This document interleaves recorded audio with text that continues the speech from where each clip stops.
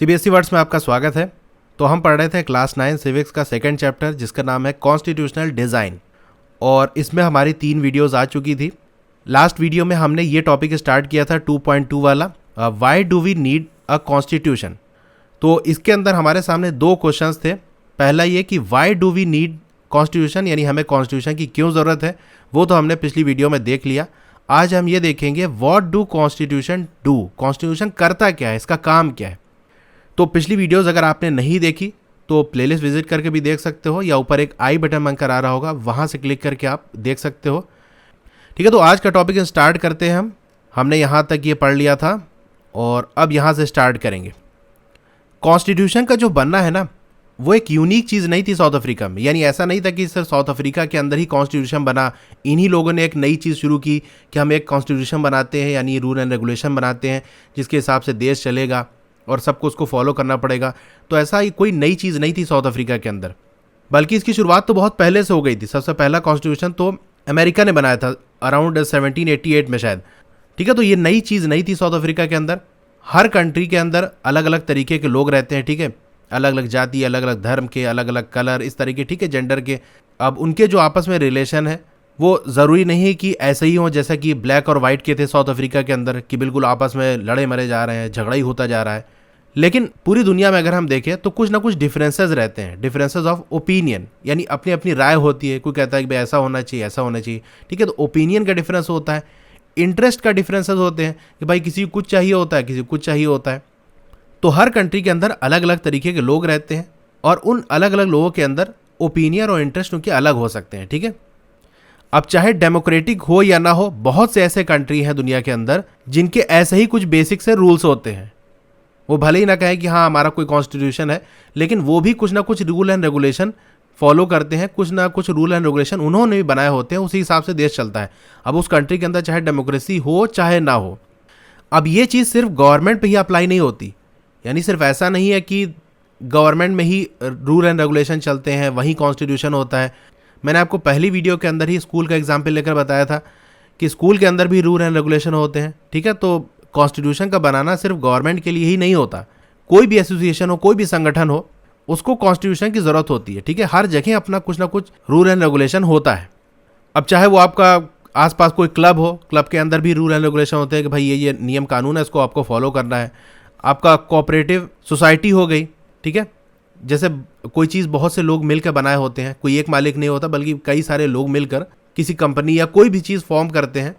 तो उसमें क्या होता है, उसमें भी रूल एंड रेगुलेशन होते हैं कि भाई इतने ढेर सारे लोग हमारे मेंबर हैं, तो कुछ रूल बना देते हैं जो सबको फॉलो करें ताकि झगड़ा ना हो, कोई प्रॉब्लम ना क्रिएट हो। ठीक है, पॉलिटिकल पार्टीज़ के अंदर भी रूल एंड रेगुलेशन होते हैं, उनका भी एक कॉन्स्टिट्यूशन होता है। आप में से बहुत से लोग को ये नहीं पता होगा, लेकिन बहुत सी पार्टीज़ ऐसे होती है जहाँ पर बाकायदा अंदर इलेक्शन भी होता है कि कौन लीडर बनेगा। ठीक है, तो वहाँ पर भी अपना एक सिस्टम होता है। तो सबको कॉन्स्टिट्यूशन की ज़रूरत पड़ती है, यानी बेसिकली सबको नियम कानून की ज़रूरत पड़ती है, क्योंकि इंसान तो सीधा सीधा ऐसे चलता नहीं। तो अगर हम देश के लिए बात करें तो कॉन्स्टिट्यूशन ऑफ कंट्री क्या होता है, ये कुछ लिखे हुए रूल्स होते हैं जो कि सारे लोग उस देश के अंदर जो रह रहे होते हैं वो उसको एक्सेप्ट करते हैं कि भाई ठीक है, ये जो रूल एंड रेगुलेशन है वो उसको हम फॉलो करेंगे। ठीक है, तो वो देश का कॉन्स्टिट्यूशन हो जाता है। कॉन्स्टिट्यूशन क्या होता है, वो सबसे सुप्रीम लॉ होता है, सबसे बड़ा कानून होता है, उससे बड़ा कोई नहीं होता, चाहे राष्ट्रपति हो, प्रधानमंत्री हो, कुछ नहीं, सब उस कानून के अंदर ही रहेंगे। तो ये जो कॉन्स्टिट्यूशन होता है, यानी ये जो नियम कानून होते हैं, वो डिटरमाइन करते हैं जो रिलेशन है लोगों का आपस में, जो कि उस टेरिटरी के अंदर, उस बाउंड्री के अंदर रह रहे हैं उस देश की, जिसे हम सिटीजन कहते हैं, यानी वहाँ के जो नागरिक है किसी देश के।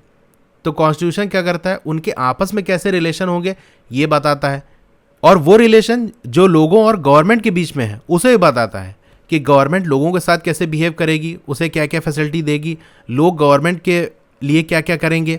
ठीक है, तो इनके जो आपस के रिलेशन है, आपस में लोगों के क्या रिलेशन है, ये सारी चीज़ कौन बताता है, कॉन्स्टिट्यूशन। तो 2 चीज़ हो गई, क्या डिटरमाइन करता है, लोगों का आपस में रिलेशन, और लोगों का गवर्नमेंट के साथ जो रिलेशन है वो बताता है। तो जो कॉन्स्टिट्यूशन है वो बहुत सी चीज़ें करता है, पॉइंट वाइज हम देखते हैं। पहली चीज़ ये कि एक साथ रह रहे अलग अलग तरीके के जो लोग हैं उनके बीच में ट्रस्ट पैदा करता है, यानी भरोसा पैदा करता है, और कोऑर्डिनेशन यानी सहयोग, कि हम साथ देंगे एक दूसरे का, मिलजुल कर रहेंगे। ठीक है, तो ट्रस्ट और कोऑर्डिनेशन ये चीज़ जनरेट करता है, ये चीज़ पैदा करता है जो अलग अलग तरीके के लोग देश के अंदर रह रहे हैं। ठीक है, तो पहला काम ये हो गया। दूसरा चीज़ ये है कि ये जो कॉन्स्टिट्यूशन है ये बताएगा कि सरकार कैसे बनेगी और कौन से डिसीजन लेने की पावर किसके पास रहेगी। प्रधानमंत्री क्या कर सकता है, राष्ट्रपति क्या कर सकता है, ठीक है, ये फैसला कौन लेगा, वो कौन लेगा, ये भी चीज़ क्या होती है उस कॉन्स्टिट्यूशन के अंदर लिखी गई होती है। तीसरी चीज़ जो कि मोस्ट इंपॉर्टेंट है, ये लिमिट लगाता है जो पावर है गवर्नमेंट की, यानी गवर्नमेंट को अनलिमिटेड पावर नहीं देता कि भाई कुछ भी कर लो, उसकी लिमिट लगाता है कि भाई ये है तुम्हारी पावर, इससे ज़्यादा आप नहीं कर सकते। और ये बताता है कि नागरिकों का क्या अधिकार है, जो नागरिकों का अधिकार है उसको गवर्नमेंट छीन नहीं सकती। जैसे मैंने आपको मनरेगा वाला एग्जाम्पल लेकर बताया था पिछली वीडियो में कि अगर आपके पास कोई काम नहीं है, जॉब नहीं है और आप जॉब ढूंढ रहे हो, तो आप गवर्नमेंट को एप्लीकेशन दे सकते हो कि भाई हमको काम नहीं मिल रहा, आप मुझे काम दो। तो गवर्नमेंट की जिम्मेदारी ही, क्योंकि नागरिक का ये हक है कि सरकार उसको एम्प्लॉयमेंट दे, तो गवर्नमेंट का कोई भी काम होगा तो वो आपको देगी। तो साल में 100 दिन का आपको काम सरकार की जिम्मेदारी है कि आपको दे, अगर नहीं काम दे रही तो उसके बदले पैसा दे, ठीक है। तो ये नागरिक का हक है। इसी तरह बहुत सारे राइट्स हैं। तो तीसरा पॉइंट ये हो गया कि गवर्नमेंट की लिमिट डिसाइड होती है कि भाई गवर्नमेंट के पास क्या क्या पावर है और नागरिकों के उनके क्या अधिकार है। फोर्थ चीज़ क्या है कि ये एक्सप्रेस करता है लोगों की जो एस्पिरेशन है, लोगों की जो तमन्नाएं हैं कि कैसे एक अच्छी सोसाइटी बनाई जाए। क्योंकि डेमोक्रेसी के अंदर क्या होता है, लोगों को आज़ादी होती है, अपनी चीज़ एक्सप्रेस कर सकते हैं, अपनी ओपिनियन दे सकते हैं, ठीक है। तो जो लोग चाह रहे हैं उसको सामने रखते हुए कि कैसे हमारी सोसाइटी अच्छी हो, उसके लिए किन रूल एंड रेगुलेशन की ज़रूरत है, तो वो चीज़ भी कॉन्स्टिट्यूशन के अंदर मेंशन होती है जो हमारे सोसाइटी को अच्छा बना सके, जो लोगों को अच्छाई की तरफ ला सके। तो अपनी जिम्मेदारी को पूरा करेगा तो वो एक अच्छा नागरिक बन जाएगा और हमारे जो सोसाइटी है वो भी अच्छी हो पाएगी। अब सारे ही कंट्री जिनके पास कॉन्स्टिट्यूशन है, ज़रूरी नहीं कि वो डेमोक्रेटिक हो, लेकिन सारे कंट्री जहाँ पर डेमोक्रेसी है उनका कॉन्स्टिट्यूशन ज़रूरी होगा।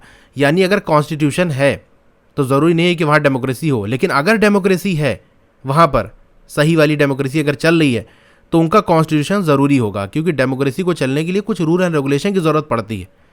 अब जो अमेरिकन थे उनको जब ग्रेट ब्रिटेन से आज़ादी मिली थी, ठीक है, लड़ाई लड़ी उन्होंने और ग्रेट ब्रिटेन से आज़ादी हासिल की, तो उन्होंने अपने आप को एक कॉन्स्टिट्यूशन दिया था जिसके बारे में मैंने आपको बताया था कि 1788 के अंदर अमेरिका का कॉन्स्टिट्यूशन बनता है।